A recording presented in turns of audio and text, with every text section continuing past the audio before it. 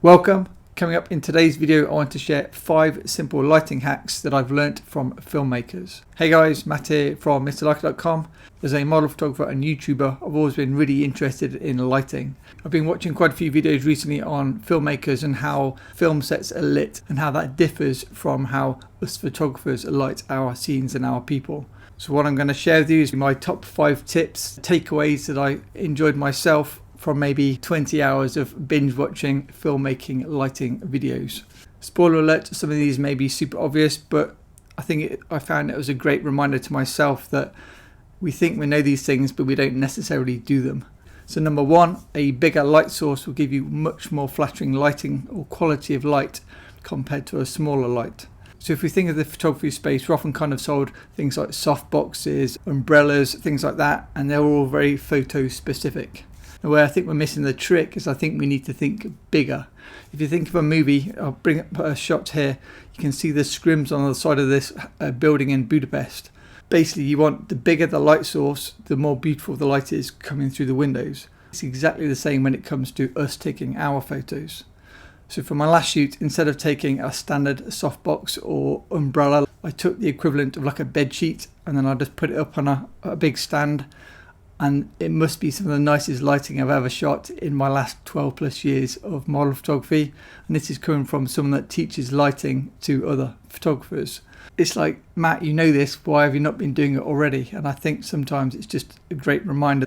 Just buy yourself a bed sheet or something like that and then shine a light, or in my case, have sun hitting your big piece of material, and then that's going to give you a beautiful quality of light. Number 2, when we think of photography and lighting, we think light is the most important thing. And I think actually we've got it the wrong way around. Actually, shadow is much more important than the lighting aspect. And I know this ever since I've been in this London apartment. In my old house, it's quite dark. It's like a traditional house. Where I am now, it's like a more modern London studio apartment with windows on 2 sides. And it's like a white room, and I've always found the light really uninspiring. I have done shoots here before and I've ended up overpowering the available light to try to create some interesting images. I'll bring up some samples. These are all shot in my boring light room. Now where I missed the trick was if I just blocked out the windows, and so I started with a dark room, then I can create pockets of light as and where I want, and then you can start to introduce interesting lighting and get that more cinematic feel. So it's so simple. I feel so dumb. Like, I've been in this apartment I think 2 years, and I've only just worked out that I'll be better off blacking out the windows before starting my photos, or in this case YouTube video. On that note, if you want to see the setup I'm using for this video, I'm going to share some behind the scenes videos on Patreon showing how I used to light the YouTube videos and how I'm going to be lighting them now. So check out that if you want to see the chaos that's around me and how I'm lighting this video. Tip number 3, don't be scared to DIY it when it comes to your lighting setup. I think again, as a photographer, we just tend to buy stuff off the shelf. We go to Amazon, it's like, right, buy the softbox, the AD100 light, the stand, and they're all just complete things ready to go straight off the shelf. Where if you look at a lot of movie makers, their probably top 3 things they need is maybe some black plastic bags, a roll of gaffer tape, and a shower curtain. And you can guarantee that you can make better photos with some gaffer tape, black plastic bags, and a shower curtain than you can with some fancy light from Amazon, a traditional umbrella or softbox, and those various things. Now yes, if you're customer facing, you can't really turn up to your next wedding shoot and rig up a room with gaffer tape, a shower curtain and some black plastic bin bags.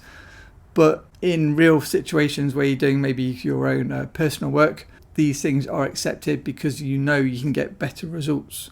So the top 3 things I suggest you buy next time you go to Amazon is a bag of black plastic bin bags or some black plastic material. You can get like black tablecloths, a shower curtain, I think they're less than £10, and a roll of gaffer tape or some kind of tape. I think the 4th and 5th thing you'd probably want to always own is some clamps or clips, some like bulldog clips. I'll bring them up. I've just been buying a lot myself.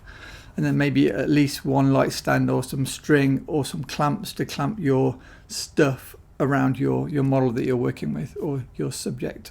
So don't feel bad to buy cheap stuff. it's actually much more rewarding and you can get way more creative.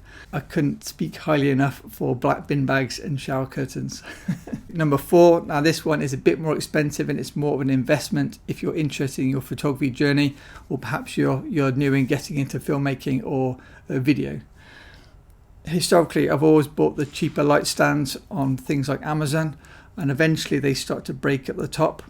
I did a video recently for Patreon, you can check that out. You can get kind of mini stands which are used for travel. You can get normal stands which are used for bigger light sources. And then you can also get something what's called a C stand or a Century stand. These are bigger, they're heavier, they're less portable, and they cost more money. Maybe twice as much or at least 30% more than a standard stand from Amazon. The benefit is you get a grip head or 2 grip heads and a boom arm. And the biggest takeaway I've learned from number 1 buying the C stands is they're amazing. The quality is so much better than you get from a standard light stand. Number 2, they're more stable because they've got the longer leg. Number 3, you've got the grip heads, which means it's much easier to make a nice kind of T-bar, top bar to then hang material down on. And you've got the grip heads, as I say, to attach your lights and whatnot. But the main thing which no one seems to be talking about is I've never seen anybody talk about taking a grip head and boom pole from a C stand and then attaching it to a standard stand. The problem with C stands is, as I say, they're not very transportable if you're a one-man band photo shoot or video shoot operation. And the problem with normal stands is there's not that many options for like a quality T-bar or top bar configuration that's strong enough to withstand heavier kit, like heavier lights and things like that. So taking your metal boom pole and grip head from a C stand and attaching it to a normal heavyweight light stand, the heavyweight light stand folds flat, and so you can fit your stand and your boom pole all in the same bag, have it over your shoulder, walk to the shoot. This is what I use for my recent setup with Hannah. I'll share some photos in a second, if not already. And so I could just carry it to location, no trolleys, no extra assistance needed to carry all the equipment. And the lighting quality was absolutely amazing because I could now fly my big piece of material high up in the air on location. Finally, number 5, when it comes to photography, you often think about white sheeting. So think of a 5-in-1 reflector. You've got white, you've got silver, you've got gold. You've then got your white inner scrim in the middle. Have I missed one? White, silver, gold, and black as your negative fill. The problem you've got is if you use the silver side for portrait photography, you're going to get a very cool look to the skin and it's not the most pleasant. If you use the gold side, you tend to give them like a tango look, like a very, very orange look. Again, it's not the best and it's only really useful in very, very certain occasions. The white look also gives a cooling look to the skin, which is not particularly pretty. So with photography, you never really see any solution where you just get a nice warm glow to the skin when you're bouncing light onto the skin or shining light through material onto the skin. I guess the closest thing I can think of is the zebra pattern gold silver reflectors. I've got one of those, I can show you a clip. Those are okay, they give you a bit of both, but they're nowhere near as good as what the filmmakers use, and the filmmakers' setup is so much simpler. So if you want a nice warm glow like the light you're going to be seeing on the screen now hitting Hannah, so these photos are all shot with available light only. I've got my stand that I just described flying my piece of material that I described high up in the air, but instead of using a white piece of material which would have given a much cooler look to the skin, I wanted a warm look. I think warm looks particularly pretty and kind of much more flattering for portraits. So instead of a white material, I bought some unbleached muslin. You can find it online pretty cheap. Just buy yourself a big length of that, and then I just hung it from 2 pegs on my stand that I built. The light is just amazing. I've not changed the white balance, I've not retouched the skin, and all it is sun coming overhead and then hitting the unbleached muslin material and then bouncing back onto her face. I actually did a time-lapse and a full video showing all photos from this photo shoot, and I've shared it on Patreon.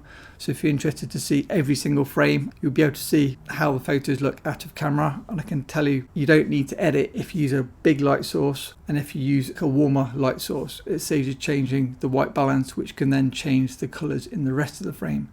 Now, I know this video is slightly different to my normal videos. As I say, I do teach model photography and especially the lighting aspect. If you're interested, check out the 100+ videos on Patreon. And if you want more about model photography, you can get a copy of my ebook below.